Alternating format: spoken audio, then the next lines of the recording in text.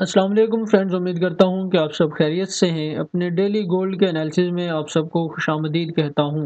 नाज़रीन, आज हम देखेंगे हमारे पास कौन-सा बेस्ट सपोर्ट एरिया है, कौन-सा बेस्ट रेजिस्टेंस एरिया है, किस तरह हमने ट्रेड करते हुए गोल्ड से प्रॉफ़िट करना है और अपनी ट्रेड को मैनेज करना है। फ्रेंड्स, ये हमारे कल के एनालिसिस हैं। कल मैंने इस जगह पर कहीं पे मार्केट थी, जब यहाँ पर कहीं पे ट्रेड कर रही थी, तो मैंने बताया था कि ये एक इसका रेजिस्टेंस एरिया है 15 मिनट के टाइम फ्रेम में। 15 मिनट के टाइम फ्रेम में ये इसका एक रेजिस्टेंस एरिया है। यहाँ से मार्केट हमें एक डाउन मूव लगाती हुई नज़र आ सकती है।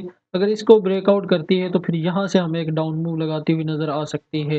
मार्केट ने इसी पॉइंट को रिस्पेक्ट किया, यहीं से इसने डाउन लगाया, हमारी सपोर्ट के करीब मार्केट आई, फिर एक अप लगाया और फिर उसी जगह पर अपने रेजिस्टेंस पॉइंट पर आकर खड़ी हो गई। तो अभी फ्रेंड्स हम देखेंगे कि आज हमें क्या सेटअप नज़र आ रहा है। उसके लिए मैं अपने कल के मुकम्मल जो मैंने ये चार्ट्स लगाए हुए हैं एनालिसिस के लिए, इन्हें मैं डिलीट करता हूँ, फिर आप लोगों को समझाता हूँ। फ्रेंड्स, अभी हम H1 पर मौजूद हैं 1 घंटे के टाइम फ्रेम पर, और 1 घंटे के टाइम फ्रेम पर पहले हम देखेंगे कि हमें कौन-सा बेस्ट सपोर्ट एरिया और रेजिस्टेंस एरिया नज़र आ रहा है। फिर उसके बाद हम छोटे टाइम फ्रेम पे एनालिसिस करने की कोशिश करेंगे। देखें फ्रेंड्स, ये अभी प्राइस जहाँ पर खड़ी हुई है, ये एक इसका बड़ा ही प्यारा स्ट्रॉन्ग रेजिस्टेंस एरिया अभी बना हुआ है। यहाँ से हम इसे पकड़ेंगे, इस तरह हम इसको मार्क करेंगे। देखें, या आप इसे कुछ इस तरह मार्क कर लें, यहाँ से इस तरह। फ्रेंड्स, ये हमारे पास इसका फर्स्ट रेजिस्टेंस एरिया है और ये काफ़ी अहम है। देखें, यहाँ पर छोटे टाइम फ्रेम में आप देखेंगे तो आपको ये कैंडल्स बनती हुई नज़र आएँगी, ये कैंडल्स और ये कैंडल्स। अभी प्राइस इस ही पॉइंट से रिजेक्शन ले रही है, तो कहाँ तक रिजेक्शन ले सकती है? और अगर इस पॉइंट ही से यहीं से हमें एक अप मूव देखने को मिले, इस जगह से डाउन मूव या अप मूव देखने को मिले, तो हम कहाँ तक एक अप मूव देख सकते हैं फ्रेंड्स? तो इसके लिए मैं आपको बताता हूँ। सबसे पहले हम देखेंगे ये वाला पॉइंट, हमारे पास फर्स्ट रेजिस्टेंस, इसके इसके बाद हमारे पास जो पहला रेजिस्टेंस एरिया है वो ये है। यहाँ से हम इसको देख सकते हैं इस जगह से। फ्रेंड्स, ये हमारे पास first resistance second resistance area है। यहाँ पर हम आते हुए प्राइस को देख सकते हैं, ये काफ़ी स्ट्रॉन्ग वाला रेजिस्टेंस है। आप देखें, पीछे इस जगह से मार्केट ने काफ़ी रिस्पेक्ट किया है इस जगह को, यहाँ से देखें। इस जगह से मार्केट ने काफ़ी इस पॉइंट को रिस्पेक्ट किया है। अभी फ्रेंड्स, हम चलते हैं छोटे टाइम फ्रेम पर और छोटे टाइम फ्रेम पर एनालिसिस करके देखते हैं कि क्या सूरत हाल है।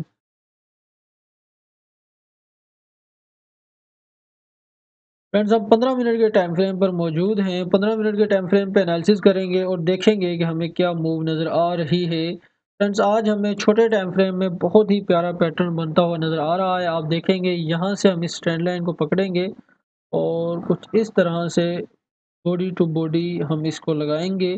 अब आप देखेंगे कि ये एक असेंडिंग ट्रायंगल पैटर्न बना हुआ है। असेंडिंग ट्रायंगल पैटर्न इसने मार्केट ने बनाया और इस ट्रेंड लाइन को ब्रेक डाउन भी कर दिया है। अमूमन असेंडिंग ट्रायंगल का ब्रेक डाउन ही होता है, ब्रेकआउट बहुत कम होता है, ब्रेक डाउन होता है, लेकिन मार्केट है कुछ भी हो सकता है। देखिए फ्रेंड्स, ये एक इसकी ट्रेंड लाइन है। यहाँ से यहाँ से इसको मार्केट ने काफ़ी रिस्पेक्ट किया है और ये वाला इसका एक रेजिस्टेंस एरिया है। यहाँ से हम देखेंगे कि मार्केट ने इस ट्रेंड लाइन को ब्रेक डाउन किया, ब्रेक डाउन करने के बाद रीटेस्ट किया और एक डाउन मूव लगा रही है प्राइस। अब ये यहाँ से कहाँ तक डाउन आ सकती है, ये मैंने आपको बताना है फ्रेंड्स। ये हम देखेंगे आज के एनालिसिस में। हमारे पास फर्स्ट जो सपोर्ट एरिया इसका बनेगा, माइनर सा सपोर्ट एरिया फ्रेंड्स बनेगा, ये बनेगा। यहाँ से हम इसे पकड़ेंगे, इस पॉइंट से यहाँ से यहाँ तक, ये बिल्कुल माइनर सा सपोर्ट एरिया है फ्रेंड्स, ठीक है। और उसके बाद जो हमारा सपोर्ट एरिया बनेगा फ्रेंड्स, वो बनेगा इस पॉइंट से, यहाँ से हम इसे लगाएंगे। यहाँ से ये काफ़ी एक अच्छा हमारा सपोर्ट एरिया बनता है। सपोर्ट एरिया क्यों काफ़ी अच्छा बनता है? क्योंकि यहाँ पर ये एक इस ट्रेंड लाइन का हमारी का सपोर्ट एरिया है और ये भी एक स्ट्रॉन्ग सपोर्ट एरिया है। फिर ये भी ट्रेंड लाइन का सपोर्ट एरिया है और ये भी सपोर्ट एरिया है फ्रेंड्स। अच्छा, अब यहाँ पर क्या हो सकता है फ्रेंड्स कि हमें प्राइस इस सपोर्ट के करीब कहीं पर नज़र आए और यहीं से एक न्यू बाय लगाती हुई नज़र आए। या जब इस प्राइस इस सपोर्ट को ब्रेक डाउन करे तो यहाँ पर कहीं पर नज़र आए। क्योंकि आज एनएफपी का भी डेटा है, मार्केट काफ़ी मूव कर सकती है। एनएफपी के बारे में भी एनालिसिस के एंड पे बात करेंगे। देखें, हो सकता है कि यहाँ से प्राइस इस सपोर्ट को ब्रेक करे, ब्रेक करने के बाद हमें इस पॉइंट पर नज़र आए। वरना पॉसिबल है कि प्राइस इस पॉइंट पर नज़र आए, यहाँ पर टाइम स्पेंड करे, टाइम स्पेंड करने के बाद यहाँ से एक अप मूव लगा दे। क्योंकि आज एनएफपी है फ्रेंड्स, एनएफपी में मार्केट काफ़ी हाई वोलेटाइल हो सकती है।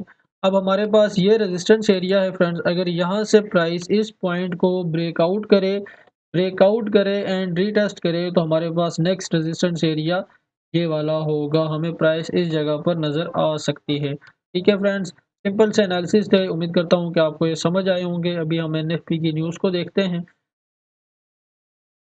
एनएफपी की न्यूज़ आज हमारे पास पाकिस्तानी टाइम के मुताबिक 6:30 पर यूएस सीएडी ट्रेड के 2 डेटे हैं फ्रेंड्स, जिनमें मार्केट काफ़ी वोलेटाइल रह सकती है। और पाकिस्तानी टाइम के मुताबिक 6:30 पर ही हमें यूएसडी के 3 हाई इम्पैक्ट डेटे देखने को मिलेंगे।